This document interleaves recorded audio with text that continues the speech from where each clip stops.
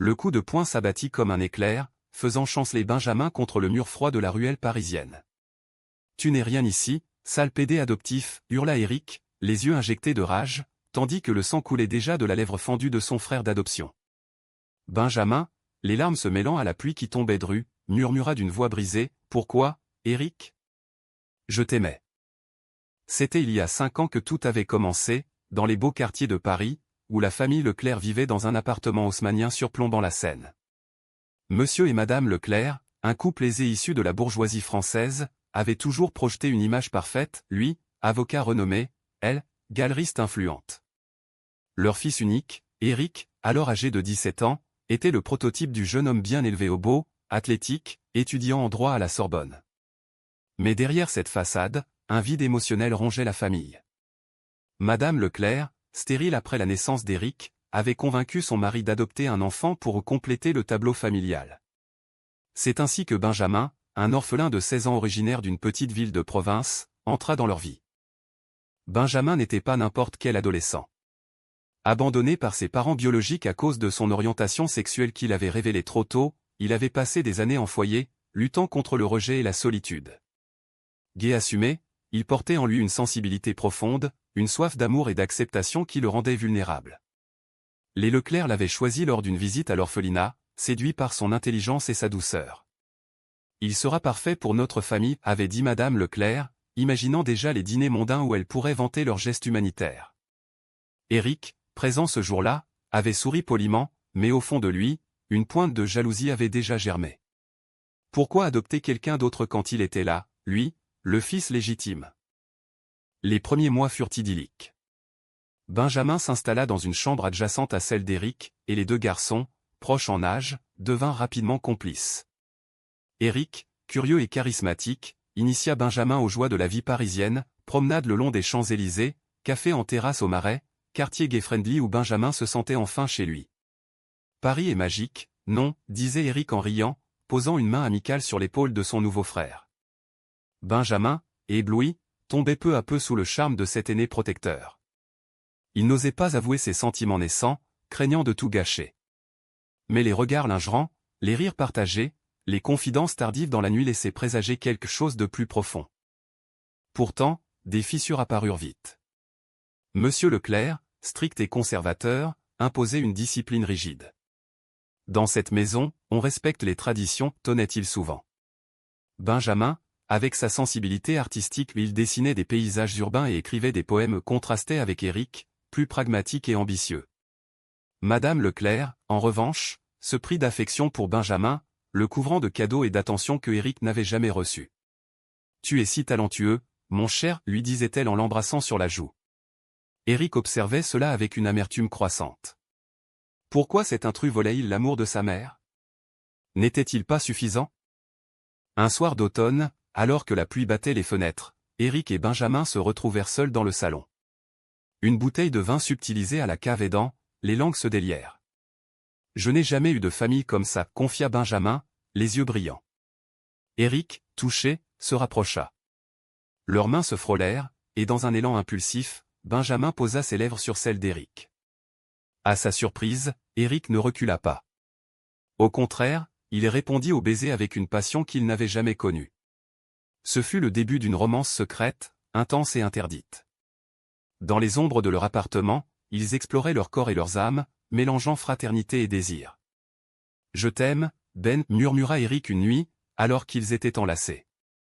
Benjamin, le cœur gonflé, crut enfin avoir trouvé son havre. Mais l'idylle fut de courte durée. Éric, tourmenté par sa propre identité où il s'était toujours considéré hétérosexuel, commença à douter. Les ragots à la Sorbonne, les regards suspicieux de ses amis, l'obsédaient. Pire, il remarqua que son père envisageait de léguer une part importante de l'héritage à Benjamin, le considérant comme un fils adoptif exemplaire. La jalousie se mua en rage.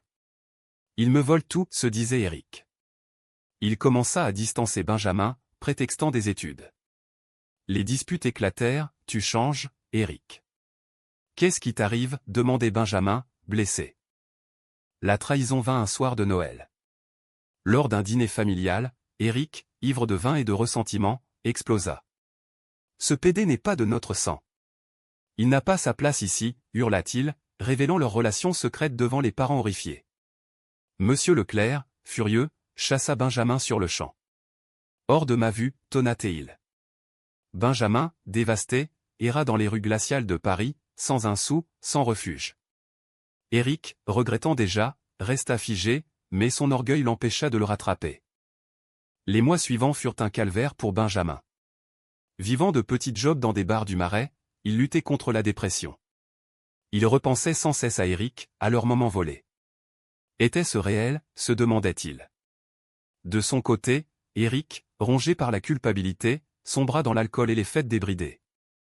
Il tentait d'oublier Benjamin en sortant avec des filles, mais rien n'effaçait le vide.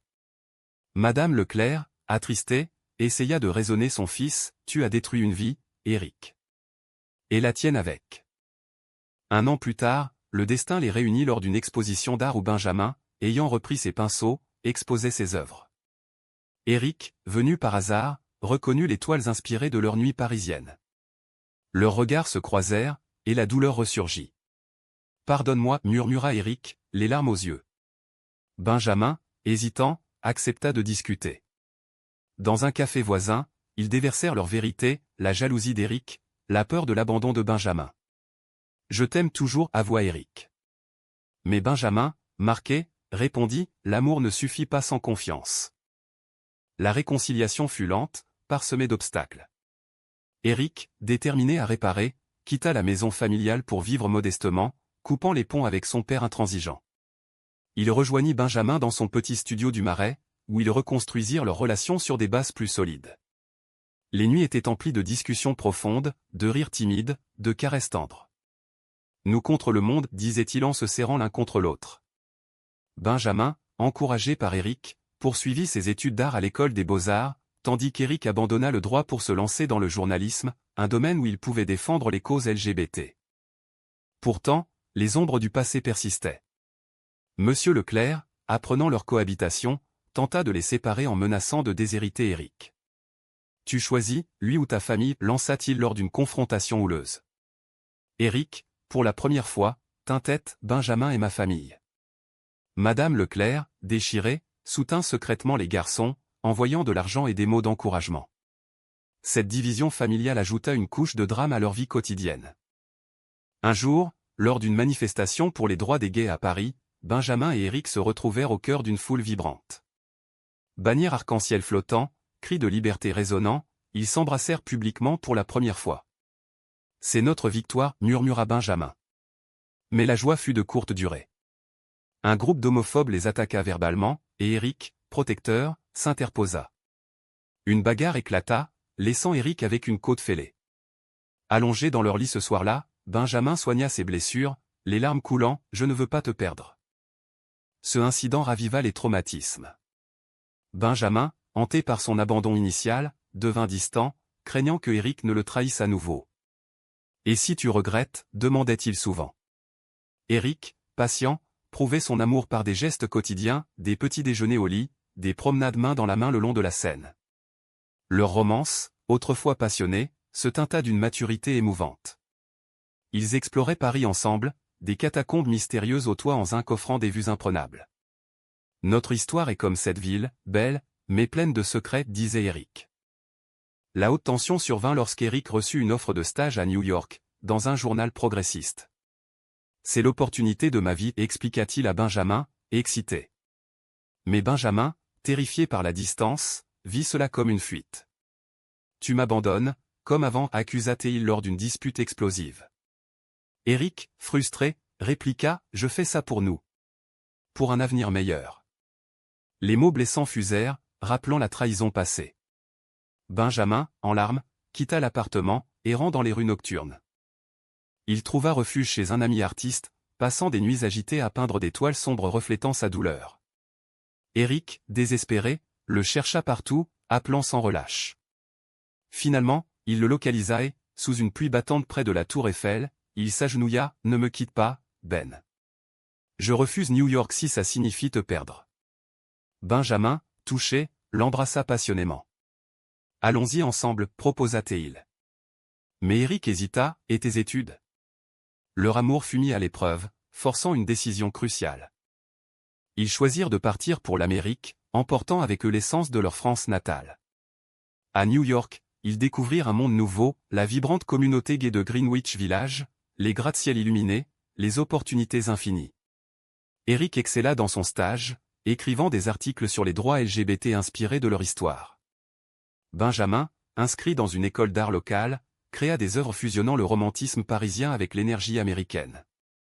Leur appartement exigu devint un nid d'amour, où ils cuisinaient des plats français en écoutant du jazz. Pourtant, l'adaptation ne fut pas facile. La nostalgie de Paris les rongeait, et les différences culturelles accentuaient leurs disputes. Ici, tout est si impersonnel, se plaignait Benjamin. Eric, ambitieux, répondait, c'est notre chance de recommencer. Une nouvelle trahison menaça lorsqu'Eric, sous pression au travail, flirta innocemment avec un collègue lors d'une soirée. Benjamin, apprenant cela, explosa, tu recommences. Tu me voles mon cœur pour le briser. Eric, coupable, jura fidélité, c'était une erreur. Toi seul compte. Cette crise les renforça. Ils consultèrent un thérapeute, explorant leurs blessures passées. Notre amour est né dans la douleur, mais il peut guérir, conclut Eric. Benjamin, apprenant à pardonner, répondit, ensemble, nous sommes invincibles. Leur relation évolua vers une profondeur humaine, mêlant passion et compassion. De retour en France pour les vacances, ils affrontèrent la famille. Monsieur Leclerc, affaibli par la maladie, demanda pardon. J'ai été aveugle, admit-il. Madame Leclerc, ravie, les serra dans ses bras. Eric et Benjamin, unis, symbolisèrent la rédemption. Les années passèrent, tissant un tapis de souvenirs doux amers. À New York, Eric gravit les échelons, devenant un journaliste respecté pour ses enquêtes sur les discriminations. Benjamin, quant à lui, gagna en notoriété avec ses expositions, ses peintures capturant l'essence de l'amour interdit. Leur couple devint un exemple pour la communauté LGBT, invitant souvent des jeunes en difficulté à partager leurs repas. Nous avons survécu, vous le pouvez aussi, disait-il. Mais le destin, cruel, frappa à nouveau. Lors d'un voyage à Paris pour un anniversaire familial, Eric fut victime d'un accident de voiture. Un chauffard ivre heurta leur taxi. Benjamin, indemne, vit son monde s'effondrer en tenant la main d'Eric à l'hôpital. Ne me laisse pas, supplia-t-il, tandis que les médecins luttaient. Eric, dans un semi-coma, murmura, je t'aime. Pour toujours. Les heures devinrent des jours, et Benjamin veilla, revivant leurs moments, le premier baiser, les disputes, les réconciliations. Miraculeusement, Eric survécut, mais avec des séquelles et une jambe boiteuse qui mit fin à ses rêves d'aventures folles. Je ne suis plus le même, se lamenta-t-il lors de sa convalescence. Benjamin, dévoué, le soutint, tu es toujours mon Eric. Leur amour, testé par le feu, émergea plus fort, imprégné d'une humanité profonde. Ils retournèrent à New York, où Eric se tourna vers l'écriture de livres, un mémoire sur leur histoire qui toucha des milliers de lecteurs. La trahison passée ressurgit lorsqu'un ancien ami d'Eric révéla des détails intimes à la presse, cherchant à profiter de leur notoriété. Frères d'adoption devenus amants, scandale familial, titraient les tabloïds. Benjamin, humilié, confronta Eric, comment as-tu pu partager nos secrets? Eric, innocent, jura, ce n'est pas moi. Une enquête révéla que c'était Monsieur Leclerc, dans un dernier sursaut de colère, qui avait fui l'information avant sa mort récente. Le deuil et la rage se mêlèrent, mais Benjamin choisit le pardon, pour nous, pour notre avenir. Ils décidèrent d'adopter un enfant, un jeune gay abandonné, bouclant la boucle. Nous lui donnerons l'amour que nous avons cherché, dirent-ils. Leur foyer s'emplit de joie, avec le petit Lucas apportant une nouvelle lumière. Eric, en père attentionné, apprit à Lucas à être fier de qui il était. Benjamin, artiste inspiré, peignit des portraits familiaux rayonnants. Pourtant, des doutes persistèrent. Et si l'histoire se répète, se demandait Benjamin. Eric, sage, répondait, nous avons appris. L'amour vrai triomphe. Leur romance, désormais mature, se nourrissait de petits gestes, des dîners aux chandelles, des voyages en France, des nuits enlacées. Le point culminant vint lors d'une exposition majeure de Benjamin à Paris. Devant une foule admirative, il dévoila une toile immense, 2 silhouettes enlacées sous la tour Eiffel, symbolisant leur parcours. Eric, à ses côtés, prit le micro, cette histoire est la nôtre de la trahison à la rédemption. Les applaudissements fusèrent, et Benjamin, ému, l'embrassa. Merci d'avoir volé ma place. Pour la partager. De retour à New York, ils vécurent une vie paisible, défendant les causes qui leur tenaient à cœur. Eric publia un second livre, prônant l'acceptation. Benjamin fonda une association pour orphelins LGBT.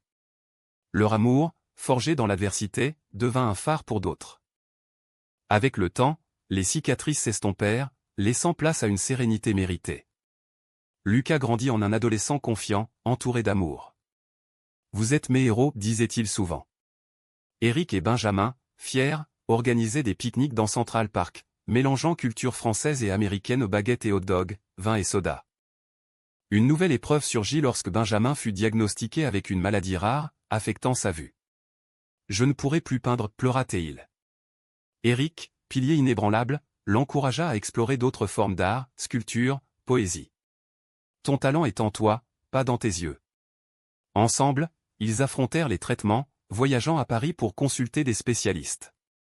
Là, ils renouèrent avec Madame Leclerc, veuve et repentante, qui les aida financièrement. Cette vulnérabilité approfondit leurs liens. Les nuits devinrent des confessions intimes, où ils se remémoraient leur jeunesse tumultueuse.